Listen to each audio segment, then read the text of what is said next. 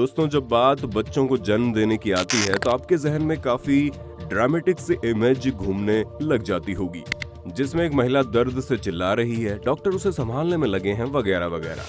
पर आपको बता दें, इस तरह का मेलोड्रामा केवल हम इंसानों के ही जन्म पर होता है, वरना प्रकृति में मौजूद बाकी जीव जब अपने बच्चों को जन्म देते हैं तो उसका नजारा कुछ अलग ही लेवल का होता है, जिसे देखकर आप यकीन नहीं कर पाएंगे कि प्रकृति जानवरों को किस हद तक ताकतवर बनाती है।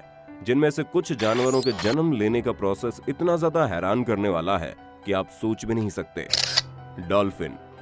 पानी में रहने वाले इस क्यूट से जीव को हम सभी पसंद करते हैं, लेकिन शायद ही ऐसा कोई होगा जिसने डॉल्फिन के जन्म देते हुए देखा होगा। असल में दोस्तों, ये एक बहुत ही लंबा प्रोसेस होता है और डॉल्फिन काफी पेशेंट किस्म के जीव होते हैं, जिन्हें किसी भी बात की जल्दबाजी नहीं होती, और यही चीज इन्हें प्रेगनेंसी के टाइम पर काफी मदद करती है। ये जो वीडियो आप देख रहे हैं, ये हवाई का है, जहां एक फीमेल डॉल्फिन अपने बच्चे को जन्म दे रही है। ये काफी धीरे धीरे पानी में तैरते हुए अपने बच्चे को पीछे की तरफ धकेल रही है। पानी के अंदर रहने की वजह से इनका जो प्रोसेस है वो भले ही लंबा होता है, लेकिन काफी आसान हो जाता है और मादा डॉल्फिन को ज्यादा दर्द भी झेलना नहीं पड़ता।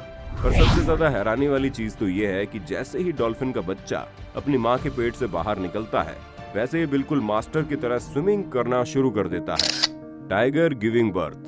दुनिया के सबसे खतरनाक शिकारी जानवरों में से एक टाइगर वैसे तो बहुत खतरनाक होते हैं, लेकिन जब बात बच्चों को जन्म देने की आती है तो इन्हें एकांत पसंद होता है।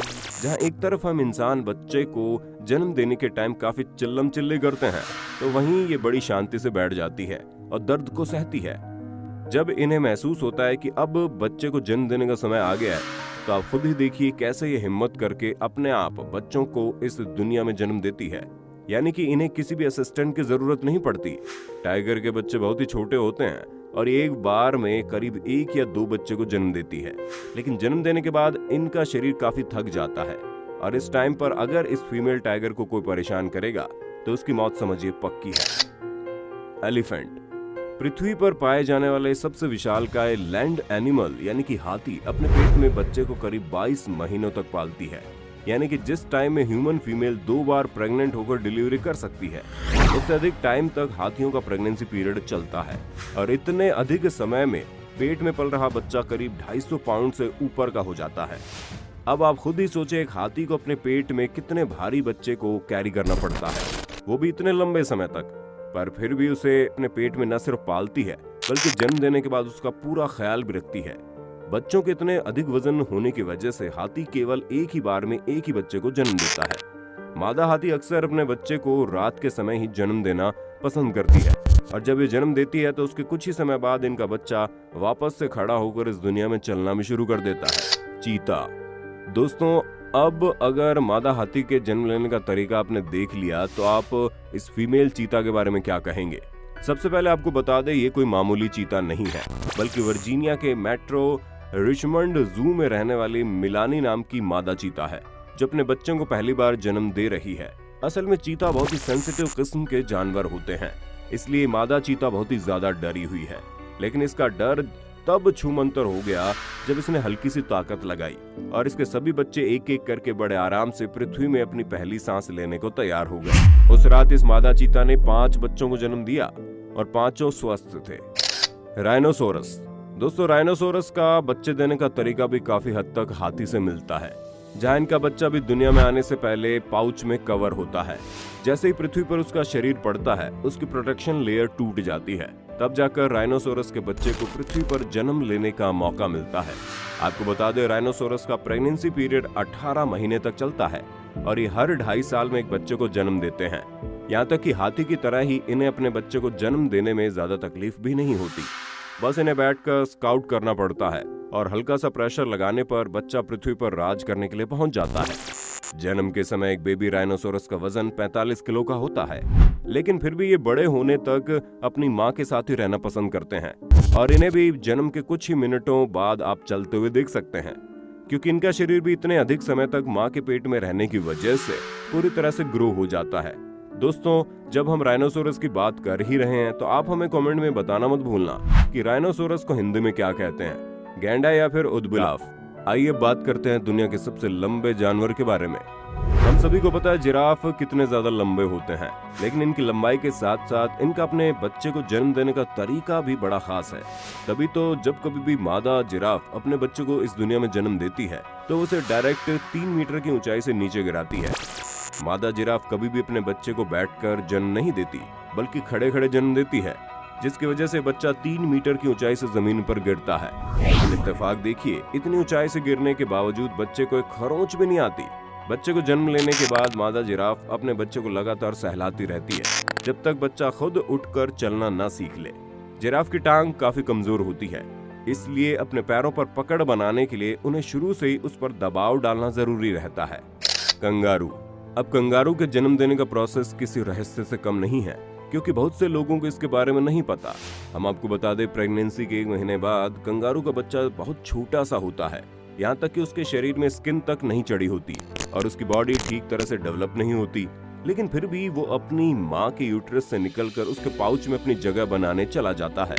और जैसे ही बच्चा अपनी माँ के पाउच में पहुंच जाता है, उसके बाद बच्चे की असली ग्रोथ शुरू हो जाती है, क्योंकि मादा कंगारू के पाउच में 4 अलग अलग निप्पल मौजूद होते हैं, जिनसे अपना फूड कंज्यूम करके ये बच्चे बहुत जल्दी ग्रोथ करते हैं।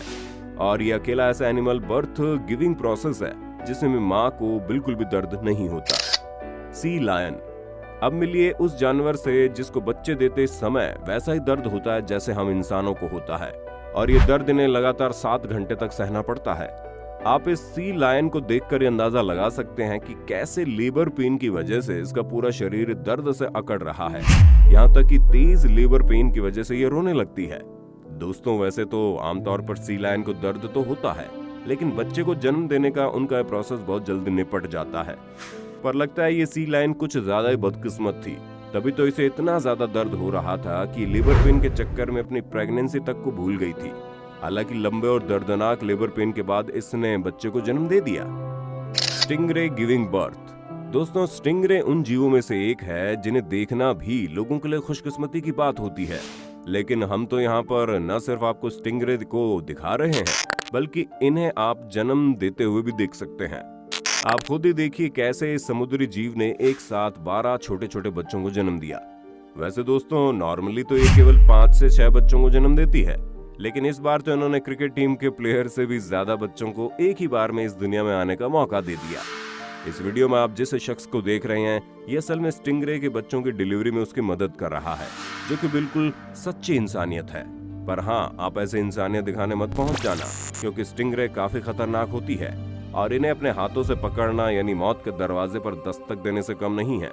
वो तो ये जनाब इस चीज में एक्सपर्ट हैं और इन्होंने इस मादा स्टिंगरे को बिल्कुल कंफर्टेबल फील करवा दिया है, वरना तो अब तक ये इन पर भी वार कर चुकी होती। हॉर्स। हो सकता है आपने हॉर्स यानी घोड़े को जन्म देते हुए देखा हो, लेकिन एक बात आपको भी माननी पड़ेगी, इनका बर्थ गिविंग प्रोसेस काफी ज्यादा अमेजिंग होता है। हॉर्स काफी ज्यादा स्ट्रॉन्ग एनिमल होते हैं और इनका अपने बच्चों को जन्म देने का जो प्रोसेस होता है वो काफी पीसफुल और प्राइवेट होता है। इन्हें किसी भी तरह की दखलंदाजी पसंद नहीं है, जहाँ अकेले में फीमेल हॉर्स बड़े आराम से बैठकर अपने बच्चे को जन्म दे देती है, और जन्म देने के बाद इन्हें किसी भी प्रकार का शोरगुल नहीं पसंद, वरना इरिटेट हो जाती है। यानी कि साफ शब्दों में कहें तो डिलीवरी के पूरे प्रोसेस में इन्हें सिर्फ और सिर्फ एकांत चाहिए होता है। पर जब बात न्यूबॉर्न हॉर्स की आती है तो इनकी सबसे अच्छी बात होती है कि जन्म देने के तुरंत बाद ये इधर उधर लात मारना शुरू कर देते हैं, जैसे कि लात मारने का हुनर ये अपनी माँ के पेट से सीख कर आए हों। तो दोस्तों, आज के लिए बस इतना ही। आपको किस एनिमल के बच्चे देने का प्रोसेस सबसे यूनिक लगा, उसके बारे में हमें कमेंट में बताइए। और इसी तरह की इंटरेस्टिंग वीडियोस को लगातार देखते रहने के लिए चैनल को अभी के अभी लाइक, शेयर और सब्सक्राइब कर देना। धन्यवाद।